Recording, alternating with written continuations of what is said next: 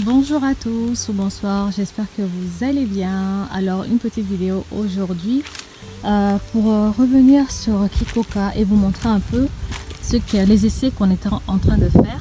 Donc là, c'est l'élevage d'asticots qu'on est en train de faire pour nos étangs. Donc j'avais déjà fait des vidéos sur, pas fait des vidéos, mais j'avais mis des vidéos des gens qui faisaient l'élevage d'asticots, surtout pour les personnes qui ont des étangs, pour faire quelques économies niveau nourriture de poisson. Donc là vous voyez les asticots qui sont là. Donc là on va voir là vous les voyez bien, les asticots sont là. Là aussi ils étaient là. Donc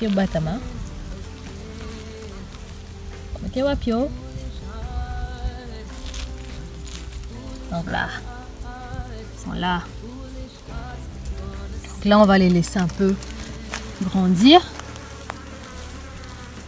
Voilà. Miam miam.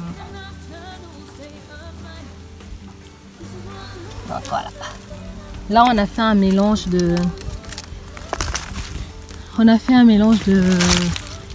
caca de cochon, je sais pas si c'est comme ça qu'on appelle ça, de son d'avoine, et on a versé dessus de l'eau de poisson.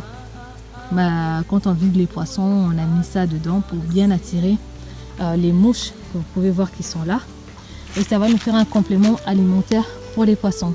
Pour l'instant on utilise les asticots qu'on trouve dans les cacas des cochons qu'on prend chez le voisin, mais étant donné que nos voisins également ont des étangs qui ont été mis en place, ils vont avoir besoin de leurs propres asticots.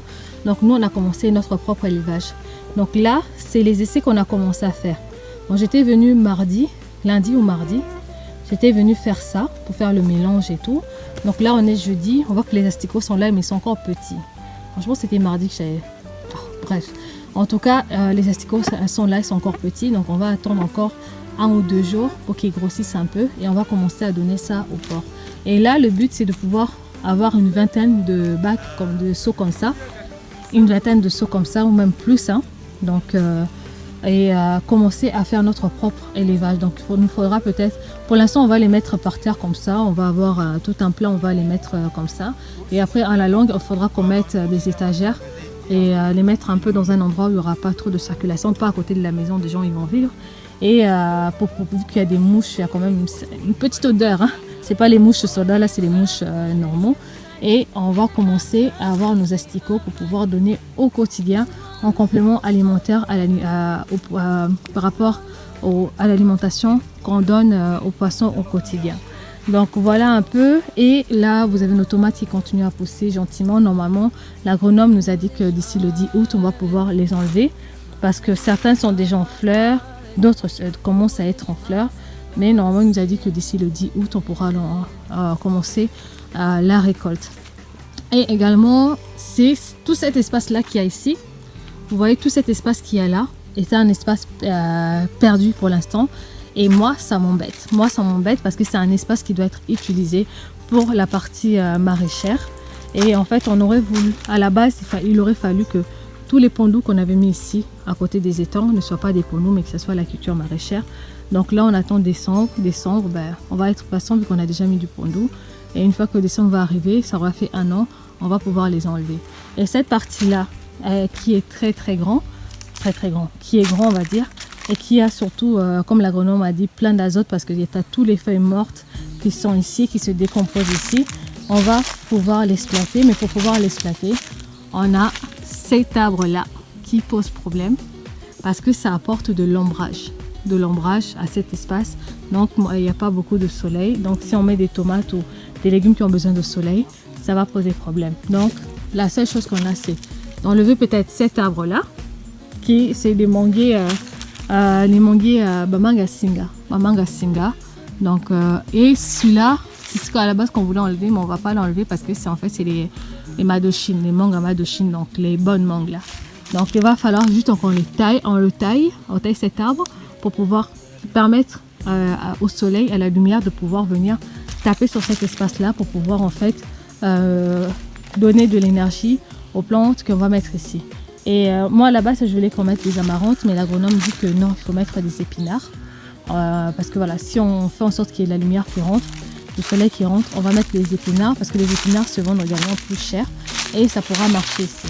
Donc là on a pris un agronome pour pouvoir travailler avec nous. Donc pour l'instant il va venir travailler, il vient 3 fois par semaine. Donc là vous pouvez le voir là, il est en train de faire les pas de bande pour faire les semis d'aubergines qu'on a acheté, les semis d'aubergines, donc finir tous les pépinières qu'on avait commencé, donc les gombos et tout, le papaye. Donc voilà, ils sont en train de travailler ce petit espace là qu'il y avait là, et là ils ont mis la pépinière et continuer à nous donner un coup de main pour vraiment finaliser les pelouses et aussi les espaces au fond là-bas, parce qu'en fait on a la barrière ici, mais la barrière a été mise, n'est pas à la limite de notre terrain, donc cette barrière doit être repoussée jusqu'à la rivière qui est au fond, et il y a tout un espace qui est quand même grand là-bas qui doit être utilisé et qui est assez fécond parce que à côté de l'eau. Donc on va faire ça, donc plein d'espaces comme ça qu'on a identifiés qui doivent être utilisés. Donc tout par ici, tout ce devant là, en fait ça aurait dû être la culture maraîchère. Ça me fait un peu mal au cœur, mais bon, c'est l'erreur qui a été commise parce qu'on avait travaillé, au début on avait travaillé vraiment avec beaucoup de précipitation parce qu'il fallait faire vite. Donc là maintenant qu'on a compris, c'est mieux. Donc là, quand on fait de la culture, c'est bien d'avoir un agronome. Donc là on va faire ça, et le petit changement qu'il y a également, bon, la maison va être finalisée d'ici la semaine prochaine, toujours avec les mêmes personnes. On va finir avec eux, le gestionnaire veut finir avec eux, ensuite basta, on arrête avec eux et ensuite on attaquera peut-être la clôture si tout va bien. Et ensuite ce qui a été par rapport au personnel, en fait ce qu'on va faire, c'est on est en train de chercher 2 personnes parce que bien évidemment il y a des gens qui ont mis pour la surveillance, il faut plusieurs personnes au cas où il y a des vols ou des bandits qui viennent et tout. Une seule personne ne suffit pas, et vous avez complètement raison. Donc là on est en train de chercher 2 autres personnes qui vont travailler avec nous parce qu'on ne peut pas travailler au jour juste avec des journaliers parce qu'il faut une surveillance constante ici. Donc on va prendre 2 personnes pour être là, une personne qui va être dédiée qu'à la nuit pour faire la ronde, avec une autre personne qui va être avec elle en mode je te seconde, et une personne qui viendra en journée pour pouvoir faire les travaux, nourrir les étangs, faire les arrosages et tout. Donc ce qu'on a fait, c'est proposer à monsieur Fabrice qui travaille avec nous, mais qui restait ici la journée, qui restait ici également la nuit. Bon, je pense que travailler la journée et faire la surveillance la nuit, ça peut être beaucoup pour une seule personne. Et en sachant que c'est un père de famille également, je pense que le seul moyen qu'on ait aujourd'hui, c'est de pouvoir le basculer en journée pour éviter toutes les erreurs qui ont été faites en fait, les différents vols qu'on a eu. Également vu qu'il n'était pas concentré parce qu'il travaillait chez le voisin en même temps, parce que je pense qu'il devait se dire ici que Nenabiso Malembe, mais quand on a discuté aujourd'hui, je lui ai dit que moi je voulais toute son attention sur notre concession. Chez le voisin, il n'a pas de travailleur pour l'instant, c'est pas mon problème. Il a qu'à maintenant trouver une solution pour qu'il ait son propre travailleur là-bas, et que nous ici on a besoin de lui. Donc étant donné que c'est un père de famille, comme je vous le disais, je pense que c'est difficile pour un père de famille de travailler dans une concession comme celle-ci, de dormir ici, en sachant qu'il y a femmes et enfants qui ont également besoin de lui, besoin de surveillance et tout, d'affection et tout. Donc ce qu'on va proposer pour qu'il vienne travailler chez nous juste en journée, donc à des heures bien définies, et ensuite le soir il rentre chez lui pour retrouver sa famille. Mais mettre ici 2 personnes qui n'ont pas d'obligation familiale, qui vont faire la ronde, et ceux qui vont commencer à tourner ici en fait. Donc comme ça on aura à peu près 3 personnes qui travailleraient ici, plus l'agronome qui vient superviser tous les travaux qui vont être faits au niveau agriculture pour s'assurer que tout marche comme il faut. Et il y avait une personne également qui avait mis dans un commentaire travail au pourcentage, et je trouve que c'est une très très bonne idée pour motiver tout le monde. Donc en fait c'est s'il y a production, on vend, chacun prend son pourcentage qui va être défini. Et étant donné qu'en plus aujourd'hui on a l'ONG qui a été officiellement créée, on attend juste de récupérer les papiers, mais le responsable de Madimba a signé les papiers pour autoriser notre ONG à travailler dans le Congo central. Donc dès que j'ai les papiers, je vous fais une vidéo pour vous dire comment ça s'est passé. Mais je peux juste vous dire que c'était très simple. Je crois que c'est une des choses les plus simples que j'ai faites au Congo. mais c'est vraiment une autorisation à travailler dans le Congo central. Donc je vous expliquerai tout ça un peu plus tard. Donc là maintenant qu'on a notre ONG pour travailler officiellement, on va faire des contrats en bonne et due forme et ça va être des contrats mensuels. Ça va être des contrats mensuels. Si le travail nous plaît, si on travaille bien ensemble et tout, on continue. Si on ne travaille pas bien, que chacun veut continuer sa route, ça sera un contrat qui peut être rompu à n'importe quel moment. Donc on va travailler comme ça et mettre des pourcentages. Si la récolte de tomates sort, si la récolte de ça sort et tout, chacun puisse avoir un pourcentage bien défini par rapport à la vente de nos produits. Et je pense que c'est quelque chose qui est bien pour motiver chacun à y mettre du sien pour pouvoir en fait booster la production ici. Donc là j'ai eu une grande conversation avec notre salarié. D'ailleurs c'est la première fois comme ça que j'ai pu être ferme, mais bien évidemment avec beaucoup de diplomatie pour faire comprendre le pourquoi du comment, pourquoi on ne peut pas continuer à avancer comme ça. Donc là la personne a très bien réagi. Donc là j'attends sa réponse pour savoir si elle veut continuer avec nous à la journée ou pas, et également voilà, qu'il puisse être concentré vraiment sur le travail qu'on lui demande et ne plus mettre les pieds chez les voisins. Ben voilà, prévenir les voisins d'aujourd'hui qu'ils puissent trouver leurs travailleurs, parce que en fin de compte, moi je ne paye pas pour qu'ils travaillent chez le voisin, quoi. Donc voilà. Et voilà. Donc on attend 2 autres personnes, si on arrive à les trouver. Pas facile. Pas facile. Je pense que je vais opter pour aller chercher des gens dans les villages. Des gens dans les villages qui ne font rien, qui ont besoin de travail, qui sont habitués à travailler à être dans les concessions et tout. C'est ceux-là que je vais aller chercher. Des gens qui vivent dans les cités et tout, c'est pas la peine, ils sont pas motivés et ils sont à la recherche de l'argent sans travailler. Mais ceux qui sont au village, des fois, c'est ce que monsieur Olivier, le vétérinaire avec qui je travaille, qui m'avait dit. Il a dit, si tu veux travailler avec des gens qui sont motivés, va les chercher au village, ne va pas les chercher en ville.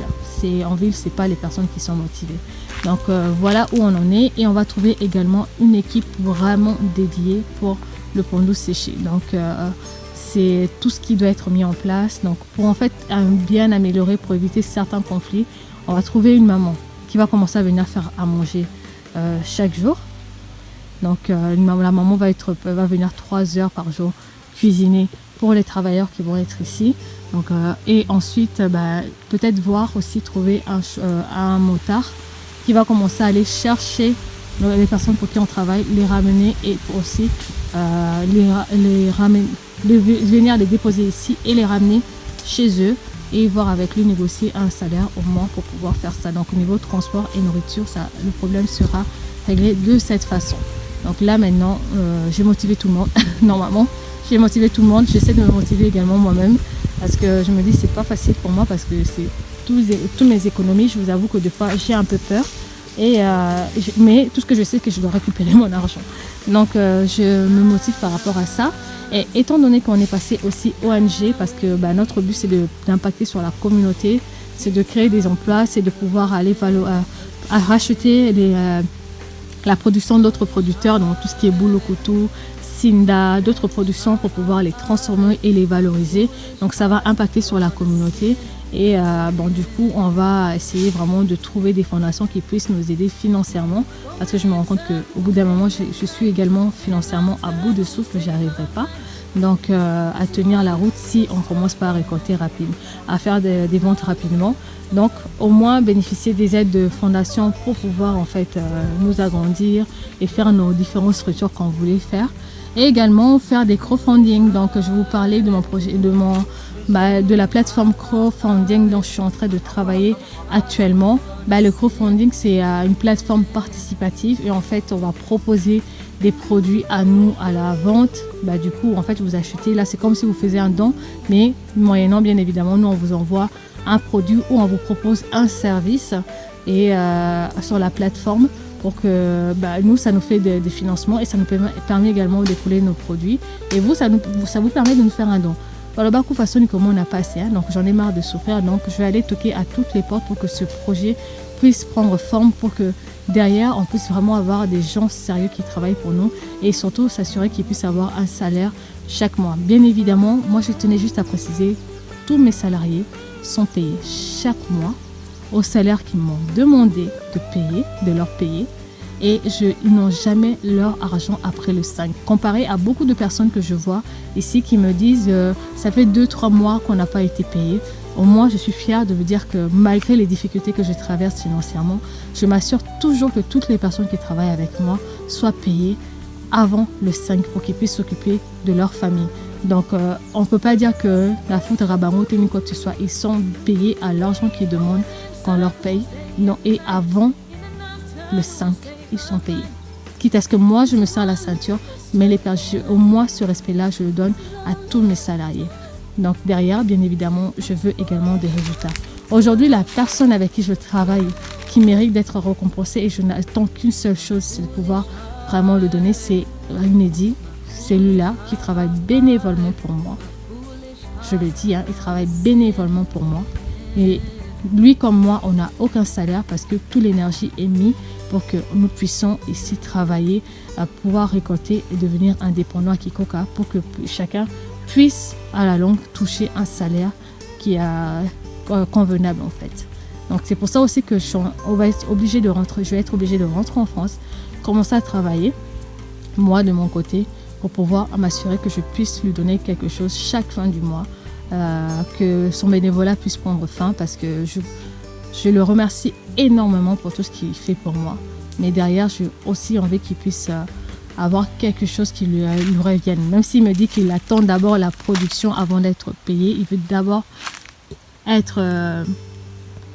d'abord voir une production ici à Kikoka avant de pouvoir toucher un salaire. Mais j'aurais voulu quand même avoir un petit quelque chose à lui donner chaque mois pour le remercier pour tout ce qu'il fait. Donc voilà, donc dès que j'ai fini ma plateforme crowdfunding, je vous partagerai.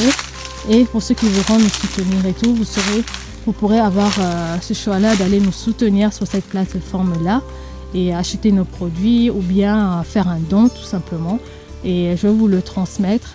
Et si vous avez aussi également des idées pour nous dire comment on peut faire pour pouvoir bénéficier des aides de fondation en tant qu'ONG pour nous aider financièrement à continuer à agrandir nos activités ici, n'hésitez pas à le dire parce que je vois qu'au Congo, beaucoup de choses marchent par connaissance. Si tu connais une personne qui va t'introduire ici, et moi, je n'ai pas beaucoup de connaissances, beaucoup de gens que j'arrive à prendre en contact, c'est via les réseaux sociaux. Donc mes connaissances, les gens que je connais qui peuvent être haut placés, j'en connais pas vraiment.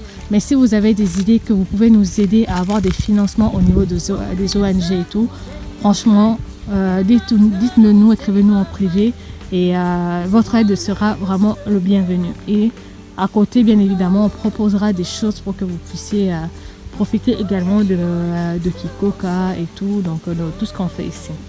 Voilà un peu. Aujourd'hui, j'avais pas trop le moral, mais voilà, j'essaie de me remotiver comme il faut pour faire avancer les choses. Et c'est chacun en fait qui se motive vraiment comme il peut pour que notre projet puisse voir le jour. Donc, il a déjà vu le jour, mais pour que notre projet puisse continuer à évoluer dans le bon sens et que tous puissent vraiment se dérouler comme il faut.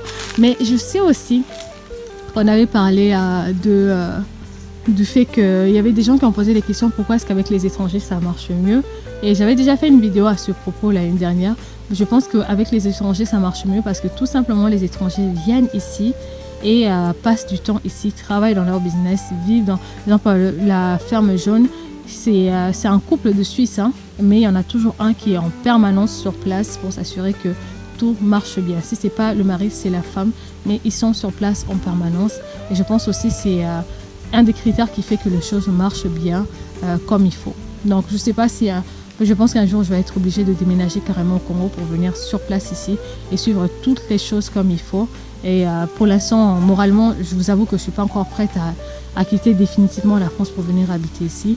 Mais c'est quelque chose qui est envisageable. C'est quelque chose qui est envisageable. Mais il faut d'abord que je me stabilise financièrement avant de venir ici. Parce que c'est pas facile de trouver du travail au Congo. Donc il faut que mes différentes structures puissent fonctionner et m'assurer que j'ai un revenu au Congo pour pouvoir venir m'installer ici définitivement et continuer les activités. Voilà pour cette vidéo qui est un peu longue par rapport aux autres, mais ça me permet de faire un update. Voilà, prenez soin de vous et soyez motivés pour ceux qui veulent continuer à faire des projets ici. Soyez continués, je vous souhaite en tout cas beaucoup de réussite et je vous remercie aussi pour tous les encouragements sur les vidéos, les commentaires et tout. Merci à vous et même ceux qui ont des commentaires négatifs, merci quand même parce que ça nous permet d'avoir des vues en plus. Et voilà, je souhaite vraiment que notre plateforme soit une plateforme où chacun va se motiver, se donner des idées. Et comme là, l'idée de pouvoir travailler au pourcentage, merci au monsieur qui avait donné cette idée. Et voilà quoi. À bientôt pour une nouvelle vidéo. Prenez soin de vous, de vos familles. Et à bientôt. Au revoir.